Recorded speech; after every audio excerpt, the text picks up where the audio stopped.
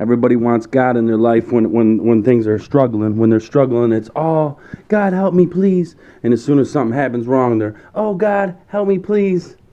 But they want to they want to drink that Jesus juice when it's convenient to themselves. You know what I'm saying? They don't want to put him in his life each and every day. Relationships, building relationship with him. They don't want to get to know him. You want to know why people don't accept Jesus Christ? Because they don't want Jesus Christ to come in and change their life.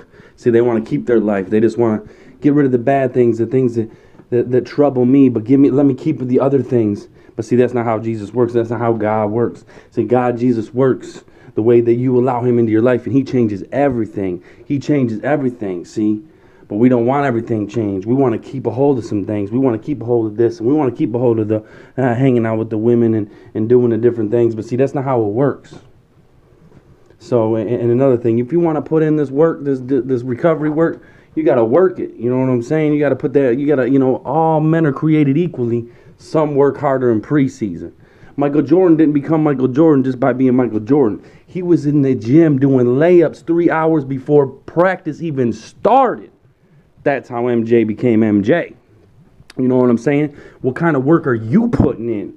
What are you in? Are you in the gym working in the gym? Or are you working the book, bro? Are you practicing the principles of the program? Are you just going to a meeting and sitting there and listening and sharing? But you ain't practicing what you're sharing or hearing? What are you doing in a meeting, bro? Sitting in a meeting don't mean you're in recovery. Just like sitting in a chicken coop don't make you a chicken. You know what I'm saying? You got to put in the work. You got to practice the work. You got to read the book and do what it says. And I'm pretty sure that book talks about changing everything. From the way you speak, the way you think, the way you act. See, it's like this, man.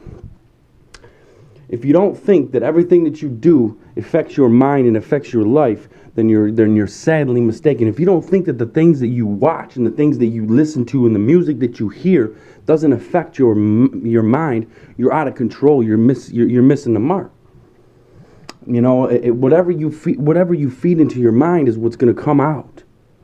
So don't be listening to garbage, man. Don't be listening to garbage because you're just feeding yourself garbage in your mind. I remember a pastor told me one time that he was at Big Boys and he was listening and he could hear the song in the background, Purple Rain, but he wasn't paying attention. He just kind of heard it. It was like in the background. He kind of like maybe heard a glimpse of it, but he wasn't paying attention. He was with his family. He was eating. But when he got to the car, as he's putting in the key in his car, in his mind he goes, "Purple rain, purple rain." See, and he's like, "Where did that come from?" But then he realized, oh my God, that was like a song playing in the background at Big Boy. See, that you don't realize that all the distractions, all the things that keep us unfocused. In the Bible, man, it talks about a guy, Peter, when he's out on the boat and he's struggling out on that boat and the storm's coming, but he focuses on the Lord. And as he's focusing on the Lord, as he's focusing on God, he walks out and he starts walking on water. He starts walking on water. But as soon as he took his focus off of Jesus, he sank. But guess what? When he sank, he started to put his focus back in, and Jesus reached his hand and got him out. So you know what I'm saying? We get unfocused. I get that. We get unfocused, but we focus back in. You know what I'm saying? And I get it's a daily struggle, one day at a time. But you got to keep your mind right, and you got to keep putting the things in and putting the work in. Because this thing don't happen by osmosis, man. This thing don't happen by osmosis. We got to work this thing each and every day.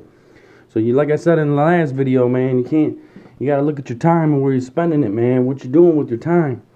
What you're putting your time into. You're putting your time into the gym. You're putting your time into the meetings and stuff. But what are you doing with that time when you're at the meetings? Are you praying? Are you praying for others? Are you reading the book? Are you applying what the book says? Are you reading what you said in the book and applying it? Are you working the steps? Are you getting with your sponsor? Are you doing what you're supposed to be doing? I don't get 8 years by mistake, bro. I worked it, and I keep working it each and every day. That's how you do this thing. You got to work it, man. Quit drinking that Jesus juice on the weekend and drinking it when you think you need it. You know what I'm saying? Apply it every day. Get it every day. Ready to build a relationship. Because what happens when you're drinking that juice one day and it's late at night and you drank the last sip and you can't get to the store and you know what I'm saying? That's when it gets you and snaps you and attacks you. So you got to work it, bro, and stop drinking that Jesus juice. Stop acting like it's juice.